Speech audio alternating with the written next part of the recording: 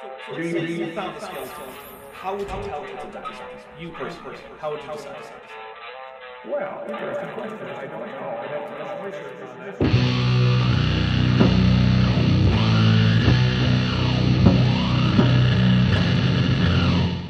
Hey there YouTube, the Dapper Dinosaur here. It's time for a little change of pace video, and based on a recent poll on my channel, I'm going to tackle a subject I usually avoid, and that is medical woo, specifically homeopathy.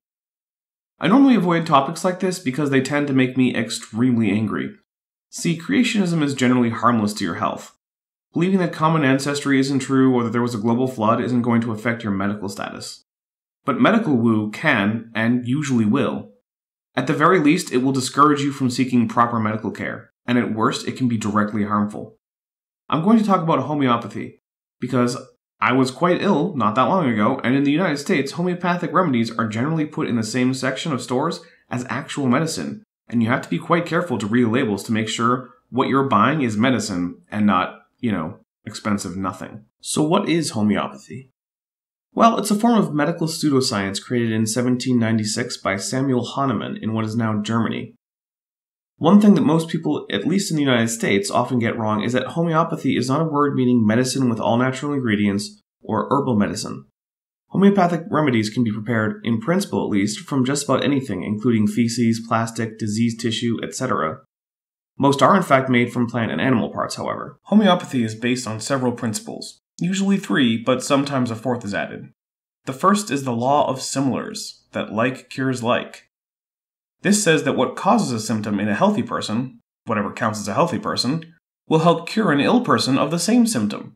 So, if someone is having trouble sleeping, a preparation of coffee beans may help them.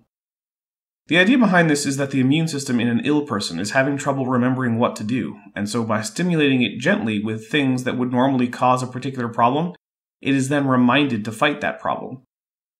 Why exactly the immune system is having this problem, and why the significant stimulation from the actual symptoms are not enough to stimulate it, have, as far as I can tell, never been explained. Of course, there is no evidence that any of this is true, a common theme in medical woo, and homeopathy in particular. The second principle of homeopathy is that only a single remedy should be given at a time. Apparently because it's hard to track the effects of more than one remedy at the same time, so they might interact in unexpected ways. Of course, it's impossible to track the effect of even one remedy, since there is none, so I guess it would indeed be hard to track the effect of multiple remedies. This being said, many over-the-counter homeopathic preparations are in fact made of multiple remedies all combined into a single pill. So this is less of a rule and more of a guideline, it seems. The third principle of homeopathy is the law of infinitesimals. This states that the smaller the dose, the more powerful the remedy. This law was created because at the time of Hahnemann, the medical establishment were giving people strong doses of extremely harmful substances, like mercury. Hahnemann noticed that this often just made people worse, so he decided that he would dilute his remedies. He diluted them to such a radical degree that his remedies ceased to have even a single molecule of any active ingredient in it. Now this might be excusable for Hahnemann, because at the time that he was working, atomic theory had yet to be verified, and so he had no reason to think that you couldn't infinitely dilute anything. Hahnemann felt vindicated because people he treated or that were treated by his followers did better than those who sought out what was then conventional medical treatment. But this is because they were essentially untreated, which is not great, but it's better than being actively poisoned, as happened in most hospitals at the time. We need to talk more about dilution in homeopathy. Dilution in homeopathic remedies are measured in 2 related logarithmic scales, x and c, based on the values of those letters in Roman numerals. In essentia, 10 and 100. So, a 1x dilution has had the substance in question diluted in a volume of water 10 times its own volume. A 2x dilution has had some of that 1x dilution further diluted in 10 times its volume again. Dilutions measured in C are similar except that each number represents being diluted in 100 times the volume of water. So a 2C dilution is the same as a 4x dilution. A typical dilution level for homeopathy is 100x or 50C. The problem here though is that past around 10x or 5C, the chances are that there isn't even a single molecule left of the original substance you were diluting. From that point on, all you have is water or sometimes alcohol. Of course, this whole thing is also a contradiction to the principle of dose effect. This is the principle in medicine that says that the larger the dose, the stronger the effect of the drug. This is well known, obvious, and the basis for basically all medication in modern science. We'll come back to the issue of dilution later. The fourth principle of homeopathy is potentization. Basically, this is the idea that if you bang and shake around your remedy between rounds of dilution, that makes it better, somehow. Traditionally, this is done by banging the mixture on a Bible by hand, although nowadays any old book with the same physical characteristics will do, and some homeopaths even leave it to machines. This is apparently how the problem of such dilution not having any of the original active ingredient can be overcome. Now that we have the law of infinitesimals and the law of potentization, we get to the most absolutely insane part of homeopathy. Homeopaths are aware that their remedies cannot contain any of the original, supposedly therapeutic substance. So how on earth can they do anything? Well, they think that water has a memory, and that succussion spreads the memory from one water molecule to the next. This is why succussion is so important for homeopaths. It's not just to get an even solution. It's what creates the remedy out of water. Now, there is simply no evidence that water has any coherent structures that last more than a few nanoseconds. Further, it's not clear why water would remember the homeopathic remedy and not anything else whose molecules it had been in contact with, or even the size of the container in which the water is held. And of course last, if memory is transferred between molecules as a whole, then what good is subsequent dilution past the point where the original material is gone?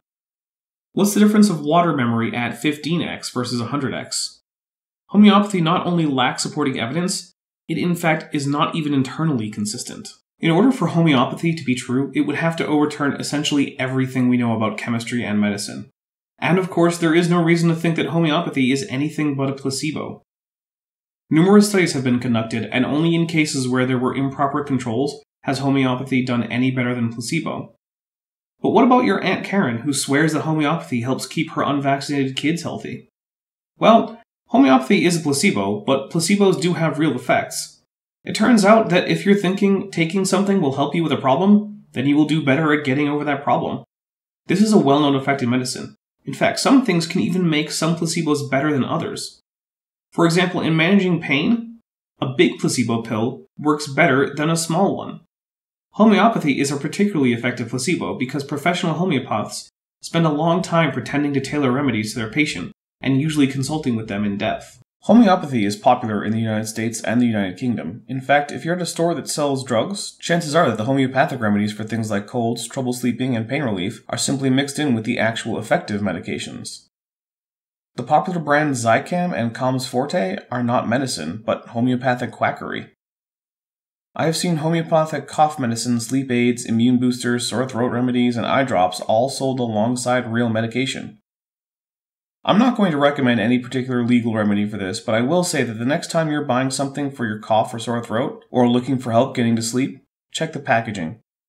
If it says homeopathic, or it lists ingredients followed by things like 10x or 30C, now you know what it is. This should not be construed as medical advice, however. If you need medical advice, consult a physician, not a CGI dinosaur on YouTube. Well, that's all for me for now. If you want to know more about homeopathy from the standpoint of debunking videos, then I recommend watching Cool Hard Logic's video series on it. It's linked in the description. Remember to like this video, subscribe, and share. I'm the Dapper Dinosaur. Thanks for watching, but before you go, I'd like to take a minute to thank my patrons, especially my $20 patrons. Bent Hovind, Ian Chen, Bob Knob, The Evil Scotsman, Henry Hutanen, Chris Love, and Res Instance. My team over at Patreon are helping me make these videos, and I have tiers starting as low as $1 and going all the way up to $100. So if you'd like to help out the Dapper Dino channel and help make these videos better and possibly even more frequent, then why don't you head over there and check it out.